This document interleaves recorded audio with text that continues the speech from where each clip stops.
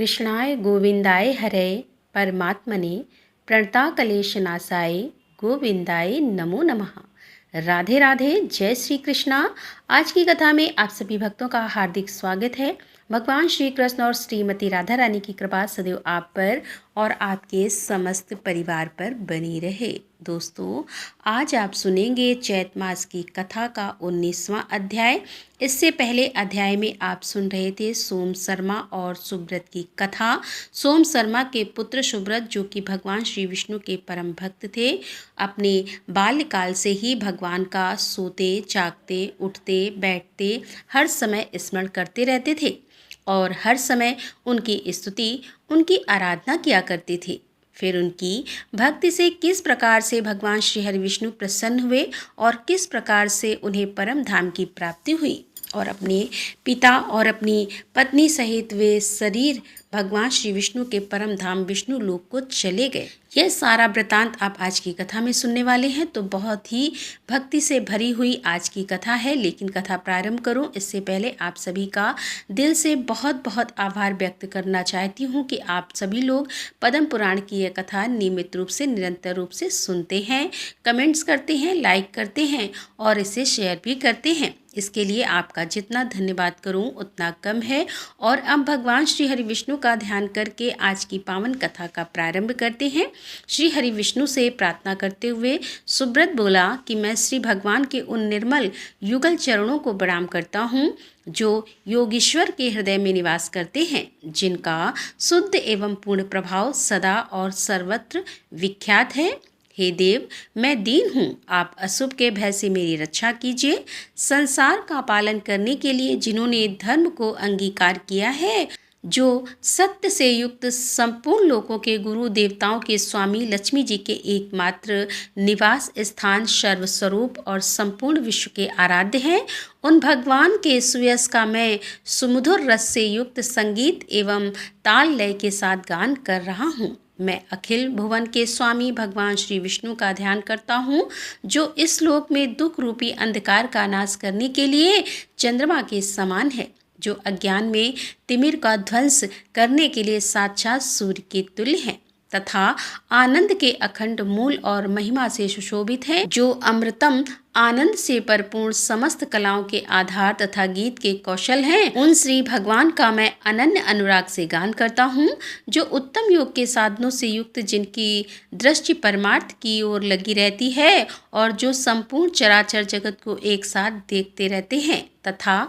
पापी लोगों को जिनके स्वरूप का दर्शन नहीं होता, उन एकमात्र भगवान श्री केशव की मैं सदा के लिए शरण लेता हूँ। इस प्रकार सुमना का पुत्र सुब्रत दोनों हाथों से ताली बजाकर ताल देते हुए श्री कृष्ण के सयस का गान करता और बालकों के साथ सदा प्रसन्न रहता। प्रतिदिन बाल स्वभाव के अनुसार खेलता और भगवान श्री विष्णु के ध्यान में लगा रहता था।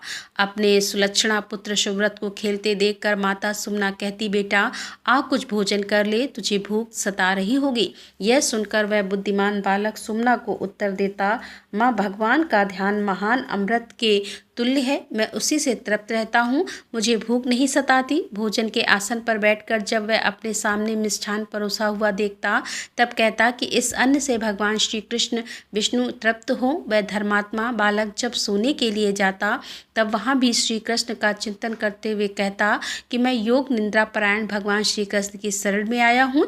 इस प्रकार भोजन करते, वस्त्र पहनते, बैठते और सोते समय भी वह श्री वासुदेव का ही चिंतन करता और उन्हीं को सब वस्तुएं समर्पित कर देता था।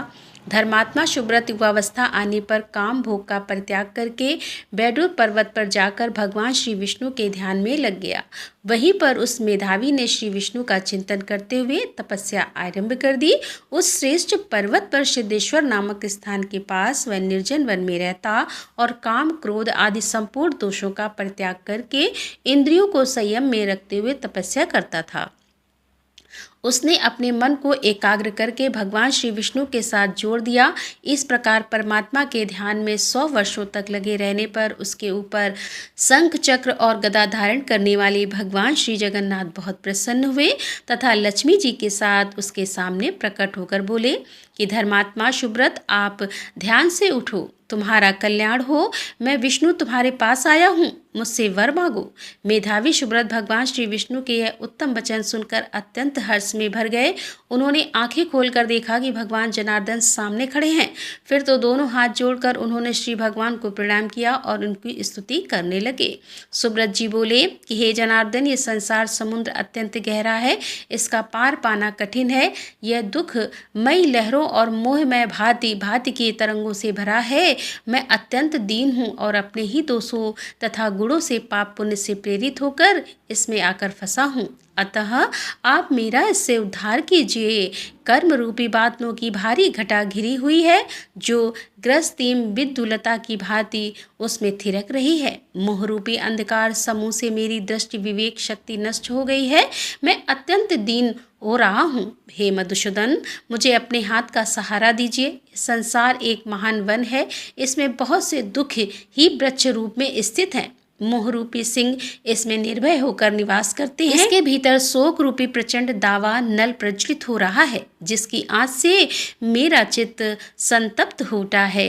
हे कृष्ण, इससे मुझे बचाइए। यह संसार एक वृक्ष के समान है। यह अत्यंत पुराना होने के साथ बहुत ऊंचा भी है। माया इसकी जड़ है, शोक तथा नाना प्रकार के दुख इसकी शाखाएं हैं। पत्नी आदि परिवार के लोग पत्ते हैं और इसमें अनेकों प्रकार के फल भी लगे हैं। हे मुरारे, मैं इस संसार वृक्ष पर चढ़कर गिर रहा हूँ। हे भगवान, इस समय मेरी रक्षा कीजिए, मुझे बचाइए। हे कृष्ण, मैं दुख रूपी अग्नि, विविध प्रकार के मोह रूपी धुएं तथा वियोग, मृत्यु और काल के समान शोकों से जल रहा हूँ। आप सर्वदा ज्ञान रूपी जल से सींचकर मुझे सदा के लिए संसार बंधन से छुड़ा दीजिए। हे कृष्ण, मैं मोह रूपी अंधकार राज से भरे हुए संसार नामक महान गड्ढे में सदा से गिरा हुआ हूँ। दीन हूँ और भय से अत्यंत व्याकुल हूँ। आप मेरे लिए नौका बनाकर मुझे उस गड्ढे से निकालिए और वहाँ से खींचकर मुझे अपनी शरण में ले लीजिए। जो संयमशल हृदय के भाव से युक्त होकर अनन्य चित्त से आपका ध्यान करते हैं, वे आपकी पदवी को प्राप्त हो जाते हैं। तथा जो देवता और किन्नरगण आपके दोनों परम पवित्र चरणों को प्रणाम करके उनका चिंतन करते हैं, वे आपकी पदवी को प्राप्त होते हैं। मैं ना तो दूसरे का नाम लेता हूँ, ना दूसरे को भजता हूँ और ना दूसरे का चिंतन ही करता हूँ। नित्य निरंतर आपके जुगल चरणों से ही प्रणाम करता रहता हूँ। इस प्रकार मैं आपकी शरण में आया हूँ। आप मेरी रक्षा करें, मेरे पातक समूह शीघ्र ही दूर हो जाएं। मैं नौकर की भांति जन्म जन्म आपका दास बना रहूं। हे भगवान, आपके युगल चरण कमलों को सदा प्रणाम करता हूँ। हे श्री कृष्ण, यदि आप मुझ पर प्रसन्न हैं तो मुझे यह उत्तम वरदान दीजिए कि मेरे माता पिता को शरीर अपने परम धाम में पहुँचाए। मेरे ही साथ मेरी पत्नी को भी अपने लोक में ले चलिए। श्री हरि बोले कि हे ब्राह्मण, तुम्हारी यह उत्तम कामना अवश्य पूर्ण होगी। इस प्रकार सुब्रत की भक्ति से संतुष्ट होकर भगवान श्री विष्णु ने उत्तम वरदान देकर दाह और प्रलय से रहित वैष्णव धाम को चले गए। सुब्रत के साथ ही सुमना और सोम शर्मा भी वैकुंठ धाम को प्राप्त हुए। राधे राधे, जय श्री कृष्णा। आज की कथा का यहीं पर समापन करती हूँ। उम्मीद करती हूँ यह कथा आपको जरूर पसंद आई होगी। तो अगर कथा पसंद आई हो तो वीडियो को लाइक कीजिए और हो सके तो वीडियो को ज़्यादा से ज़्यादा शेयर कीजिए और कमेंट बॉक्स में राधे राधे लिखना बिल्कुल मत भूलिए। तो दोस्तों, मिलते हैं आगे की कथा लेकर। तब तक के लिए राधे राधे, जय श्री कृष्णा, हर हर महादेव, जय भोलेनाथ की।